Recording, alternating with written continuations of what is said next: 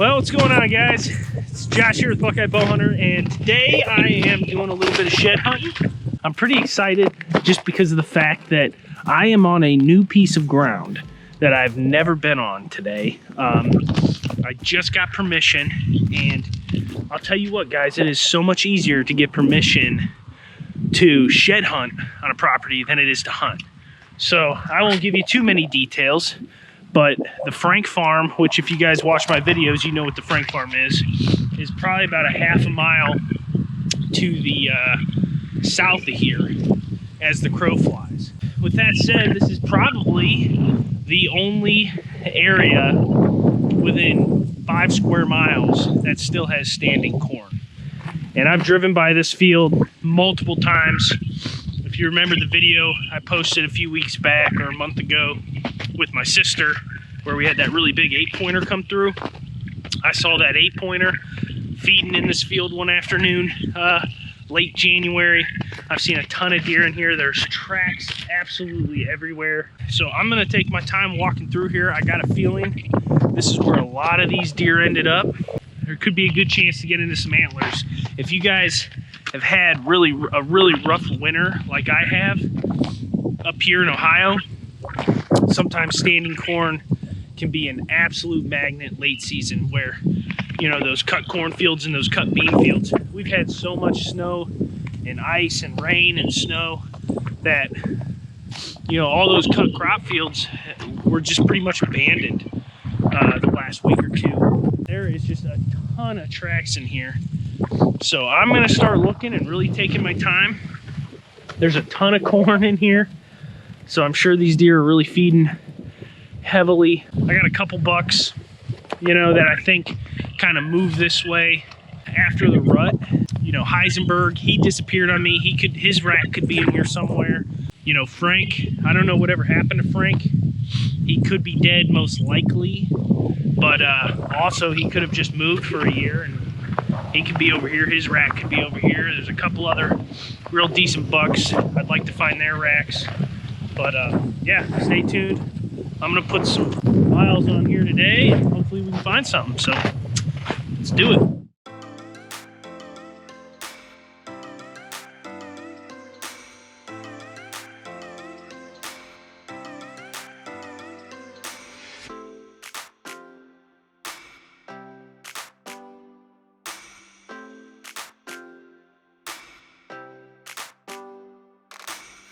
All right, guys, so I'm about halfway through this cornfield.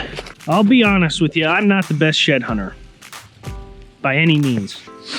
I probably have found 25, 30 sheds in my life, and I'd say half of those were like accidental during turkey season, and the other half were I was actually looking for sheds. I've never found like a shed that I've like went out like actually trying to find like a big deer I was after.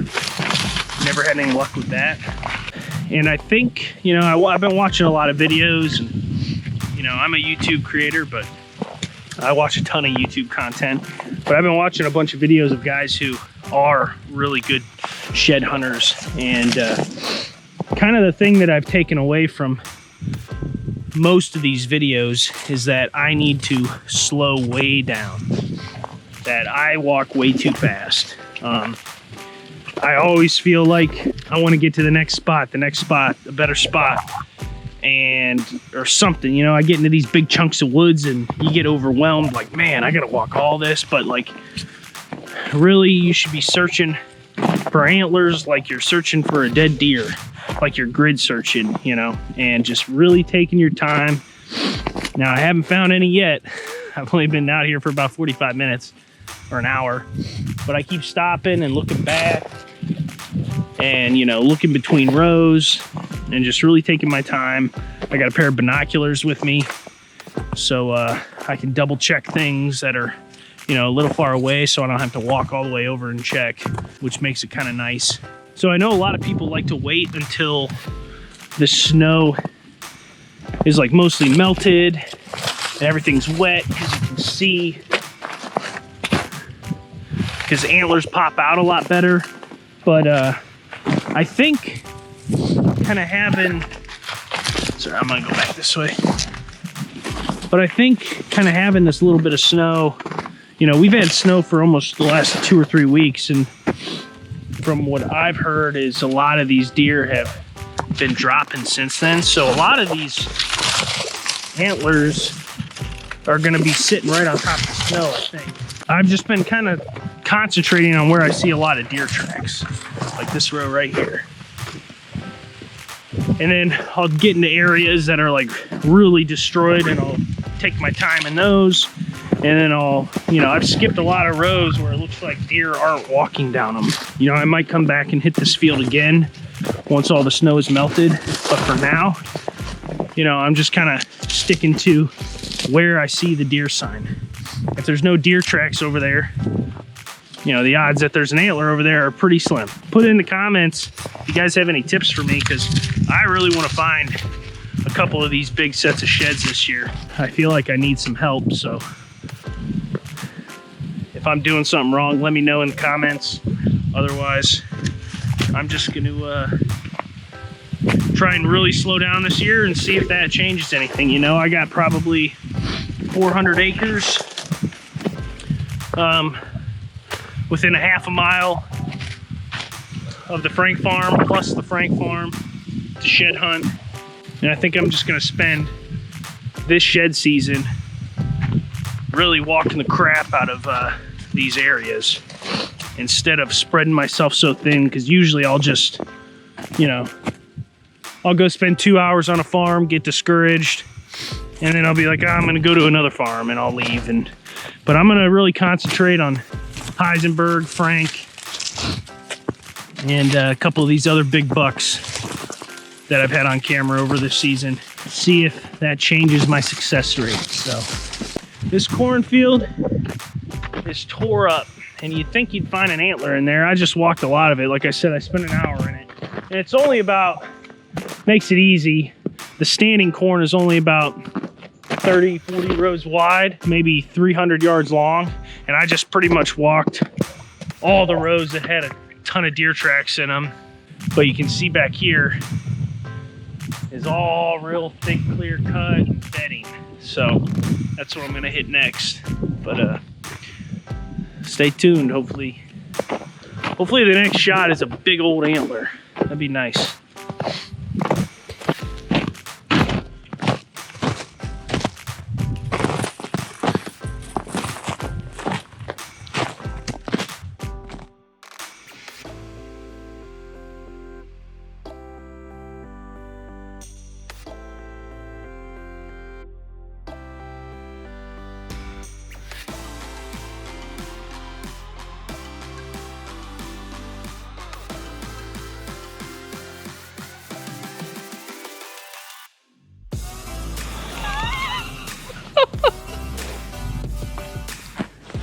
Oh my God.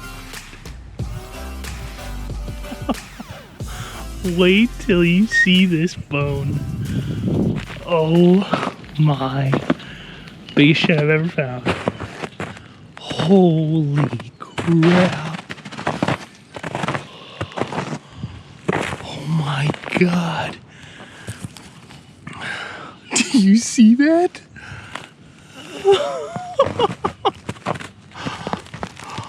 Oh my God. No way. Oh my God, I gotta take pictures before I pick this up. This is unbelievable. Yes. Yes. All right, guys, I took some good pictures. Here we go. Gotta do this barehanded. Oh my gosh. Holy crap. Look at that rack. Oh my God. It's got a little chew marks at the tip.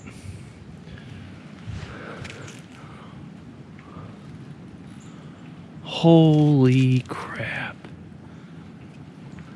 I don't believe it.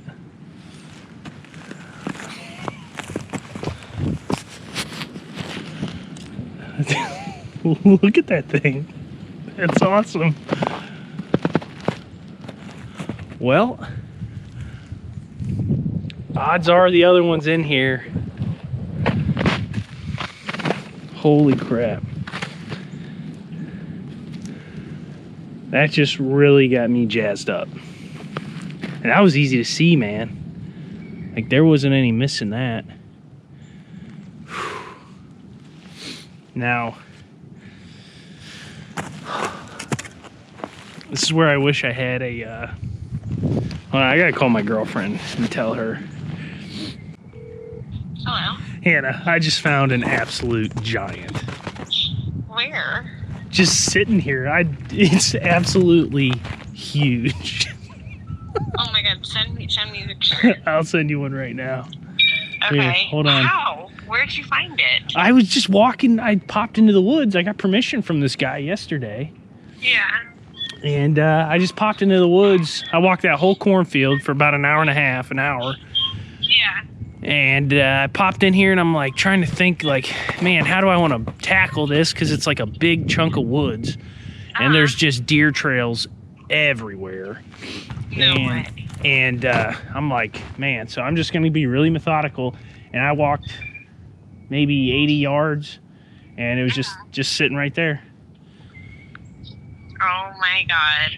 You have to like beg that guy to let you hunt. Yeah, I know, right? Here, let me send you a picture. Yeah, send me a picture really quick. I can't believe I saw that.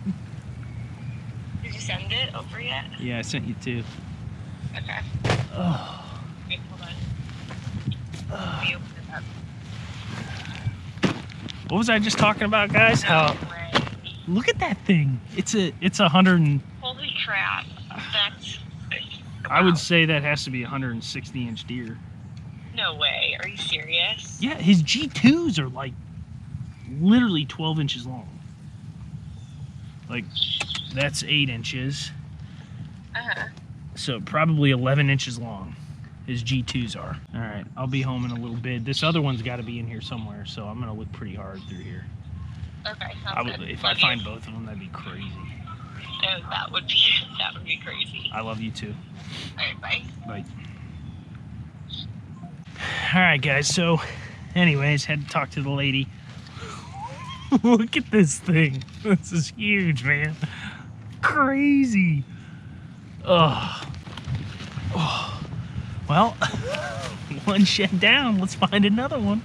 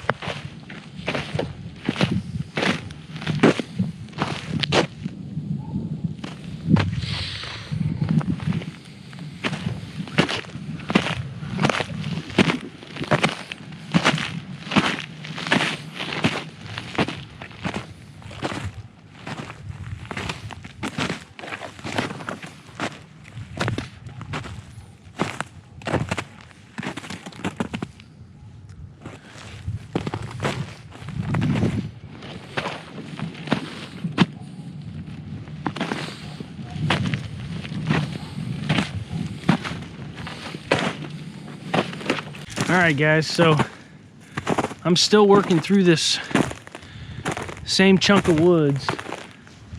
I'm convinced this other antler is in here somewhere. It's gotta be. I mean, I just found that antler right up there over that rise next to the cornfield. And I've pretty much walked the top of this hill all the way up to the property line and all the way across the top of that hill down to the cornfield. So what I got left is all this low-lying stuff. It's pretty thick. There's a ton of deer trails in here. I'm just really taking my time, stopping, looking around. I'll tell you what, these binoculars have saved me today multiple times from walking. If you've done any shed hunting, you know, everything looks like a shed. If you got these binoculars with you, you just pop them up, check it, and cross it off the list without having to walk over there, you know, whether it's 20 feet or 50 yards away, you know, saves you a lot of walking. But I'm trying to really make sure I grid this right. You know, I don't want to get too far out of the way and forget chunks. I'm just going to keep on walking and crossing off locations, and hopefully I find this other sucker, man. If not, it's still a heck of a day. That's the biggest shit I've ever found, man. So I'm pretty happy. I'd honestly be happy if I don't find another one all year, really. That's not something that happens very often. I used to do a lot of shed hunting back in the day. And what I kind of realized as I was focusing a lot on areas that I would hunt in the fall, which, you know, unless you have really good property, deer aren't spending the entire year in the same place usually.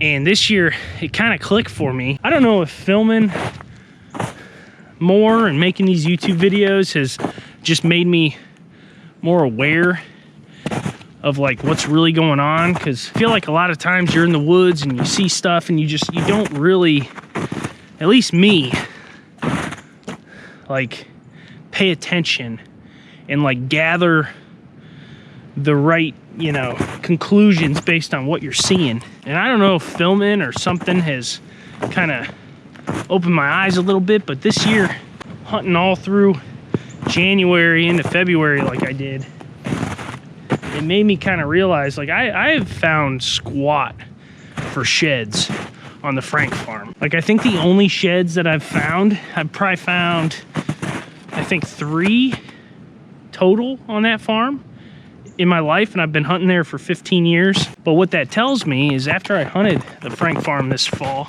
or this winter, late season, the deer just disappeared on that farm because I don't think it has the late season food sources that these deer like, especially with the deep snow we got. I find a farm a half a mile away that's got standing corn, and I get back in here and it's pretty obvious there's 20, 30 deer living back in here. And I find the biggest shed of my life within an hour of shed hunting. So if that doesn't tell you anything about shed hunting or late season deer hunting, I don't know what will. Like, you gotta be where the food is. You just, like, no ifs, ands, buts, or maybes about it. If you are not where the deer are, you're not gonna kill them. If I was a deer, I'd leave and I'd go hang out where there's standing corn, easy to eat. You got a buffet every night. It's kind of opened my eyes a lot to, you know, what I want to do tackling late season deer hunting next year. I think I want to get some more properties to kind of open up my options. And you can't really plan on the farmer leaving corn up like this farm did on all your properties. You know, that could happen on the Frank farm next year. They plant corn, it's too wet and they can't, and it ends up standing all year. The more places you got, the more opportunities you have for something like that to happen, and to get on an area where deer are yarded up and congregated like this. So I was just getting ready to walk back out here into the corn, and I don't know if my GoPro's picking it up, but they're actually cutting the corn right now. So I think that kind of ruins it for today.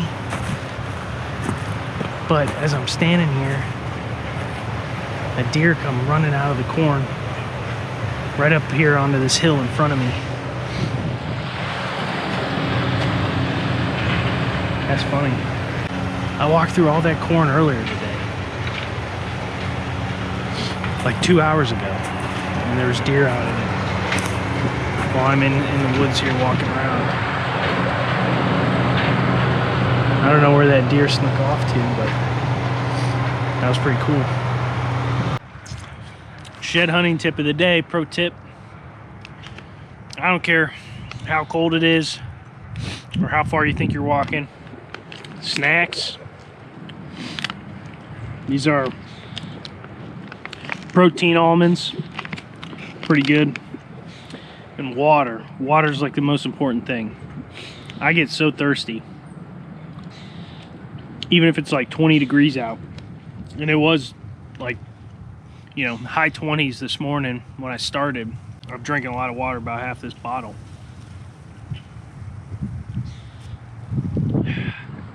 You work up a sweat. When I started walking, I realized real quick I was probably wearing too much. I could probably get away with a long sleeve shirt at this point. It's got to be pushing upper 30s now. It's supposed to hit 48 or 47 or something like that today.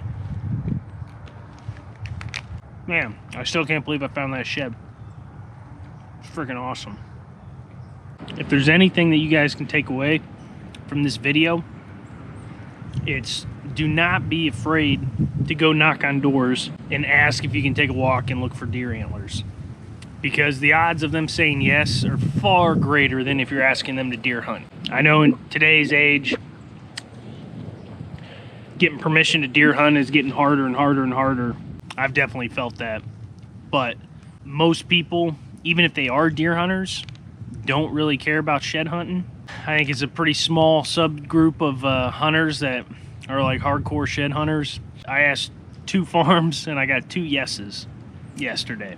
It was really crappy weather, so I just took a drive and knocked on a couple doors and got 2 yeses.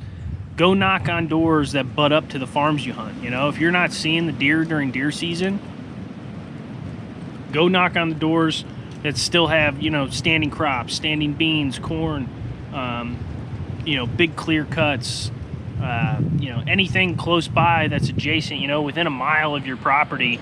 The bucks that you hunted in the fall could be wintering up there. Getting out of your comfort zone and not being afraid to go knock on doors and talk to people and figure things out is going to help you in the long run. Getting out of your comfort zone, knock on doors, ask for permission. You could find one of these too. Biggest shit I've ever found, man. Freaking awesome. But thank you guys for watching today. I really appreciate it. I'm gonna get back out here and look for this other side at some point. I got a couple more farms I want to knock on their doors and ask them if they care if I walk around. Thanks for coming along with me today. This was really fun. I'm super pumped. So yeah, if you enjoyed this content, if you got anything out of this video, make sure you click the like button, hit the subscribe button, all the YouTube things that people say. I thank you guys again for watching. I really do. And as always, we will see you on the next one.